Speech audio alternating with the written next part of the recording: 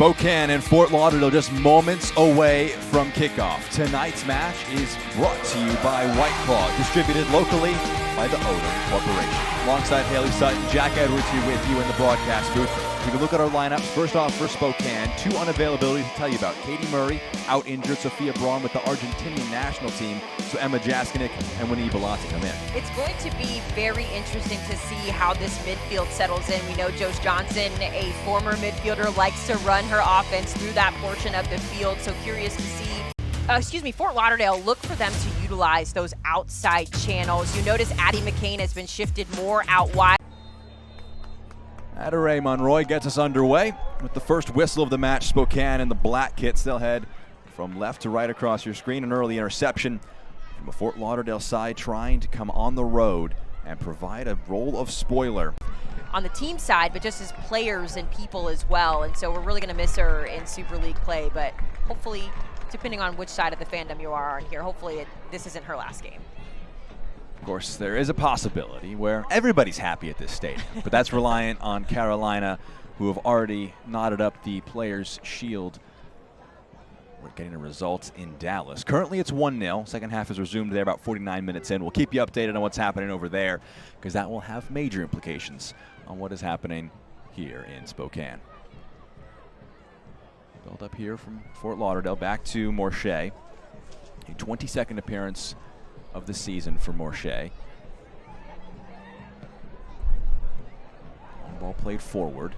Takes a kind hop. It comes along here for Gordon. In the 18-yard box, Shania Gordon gets a shot off and finds the back of the net. The first shot of the match opens the scoring for the visitors. And it's a fifth goal of the season for Shania Gordon to get things going for Fort Lauderdale. Man, was Spokane going to play any defense? I mean, my goodness, it almost looked like Shania Gordon was waiting for the last minute, looking to serve a teammate here on the platter, and she just picks up her head and notices that, why not? Take the shot. She gets the lucky bounce off of that post, but man, what an opportunity for Fort Lauderdale to capitalize here. You'll get a good look at the angle here. Nobody made runs, but also Spokane gave her too much space. Haley Thomas, you have to close that down. You have to force her to make a choice instead. She gets the fielder's choice. She curls one to the back post, and it's 1-0 Fort Lauderdale.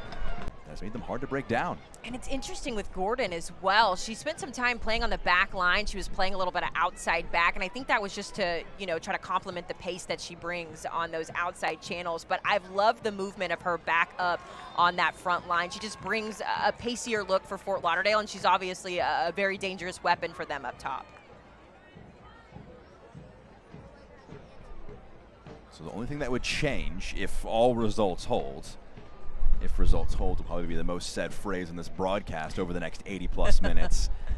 But if things hold, it'd be Fort Lauderdale 3, Dallas 4 would be the playoff spots. Spokane would be on the outside looking in.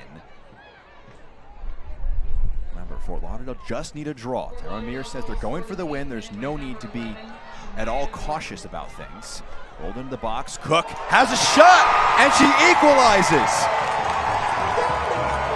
A tidy finish. Gets that one into the back of the net. Cosette Morche caught in an awkward spot. And within 10 minutes, a goal apiece. We're back level. You think this is the season finale here of the regular season? My goodness, what an answer from Spokane. I was so disappointed in how they played defensively, but this is beautiful, and this is Spokane football to a T. Get the ball out to the wide channels, kick it into the midfield, and then feed your target players. I said they need to run this game through their game makers, and they do so with Allie Cook shifting across. It's a difficult finish.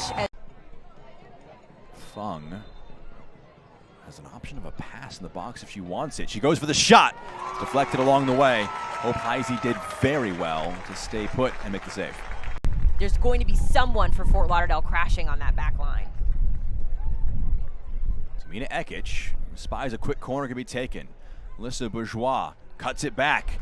Emina Ekic has a shot, and it's saved. Morche, a vital intervention.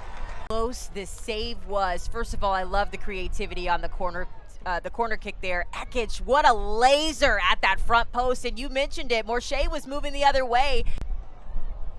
We talked about that bourgeois challenge. I mean, that was physical. It was clean, but it was physical. Yeah. This is going to spin for Ekic in a bit of space. Her shot saved by Morche.